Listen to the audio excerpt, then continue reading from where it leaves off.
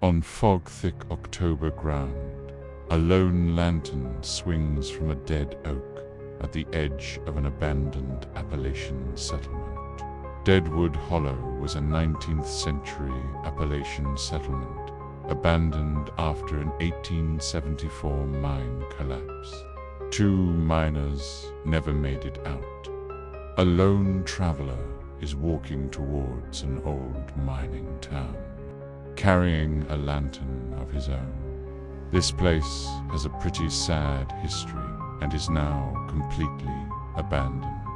All of the buildings are dilapidated and destroyed, and our traveler is walking right past them. He sees an old dead oak tree in the distance. His path is only illuminated by his lantern. As fog hides the moonlight, the only thing he hears is his own breath and footsteps, walking underneath the branches, through dead leaves that hide the old forgotten trail. It wasn't the oak tree, but rather what was on it. Another lit lantern hanging from the branch. Still swinging, he sees no footprints or signs of who lit it. The lantern hanging from the branch continues to swing. The only sound besides thunder in the distance, bath at the base of the tree. A cracked miner's helmet sits where no one left it. It wasn't there before. Still listening for signs of life. All he hears is his own breathe. Silence grips the forest. He looks around for another sign of life. His own lanterns casting an eerie glow on his face. He sees another light in the distance. He calls out to no response. He walks to it, but can never catch up.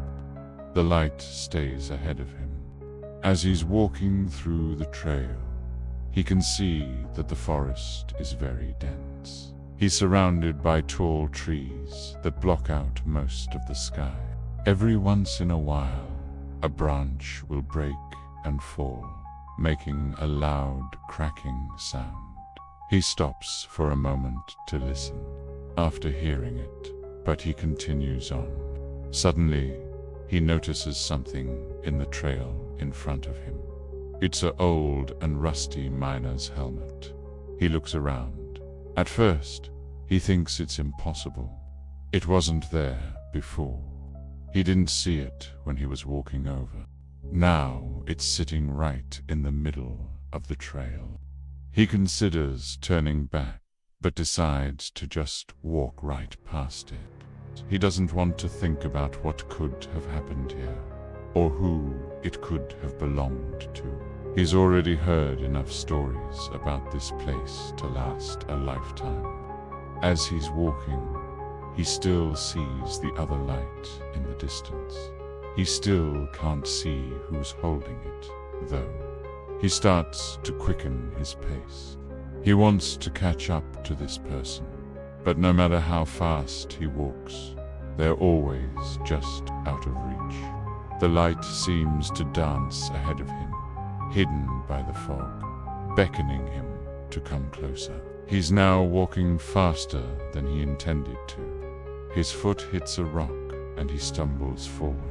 He almost drops his own lantern, but he quickly recovers.